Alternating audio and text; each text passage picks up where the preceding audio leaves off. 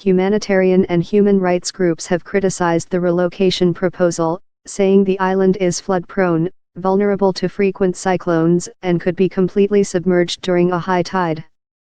A document drawn up by the World Food Programme, WFP, the UN's food aid arm, shows the agency has supplied the Bangladesh government with detailed plans including a timeline and budget of how it could provide for thousands of Rohingya transported to the island within weeks. It stresses that any relocation should be voluntary and done in accordance with humanitarian principles and code of conduct. More detailed operational planning would be needed, it says, noting the concept of operations had been developed quickly and without the benefit of any recent on-site assessment.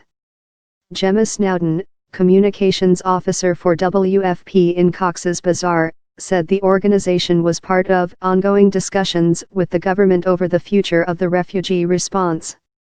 The viability of safely relocating people to Basin Char needs to be thoroughly assessed, and WFP is investigating the potential operational needs, financial costs, and challenges in several areas that we traditionally support in emergencies: food security, emergency telecommunications, and logistics, she said. Refugee influx: the numbers of refugees in the Cox's Bazar camps have grown dramatically since August 2017, when a Myanmar military-led crackdown that UN investigators have said was conducted with genocidal intent prompted some 730,000 Rohingya to flee. Myanmar has denied almost all allegations of atrocities made by refugees during what it says was a legitimate counter-terrorism operation by its security forces. Bangladesh says it is struggling to cope with the influx and wants to start relocating thousands of refugees to the island, which it says has been secured with flood defense embankments and cyclone shelters.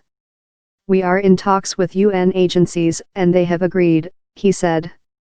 "Now we are working on other things like how to move them and other strategies. We are the host country.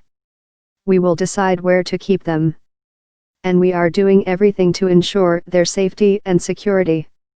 Flood-prone island Basin Char, a flat and featureless island that emerged from the sea 20 years ago, has never been inhabited.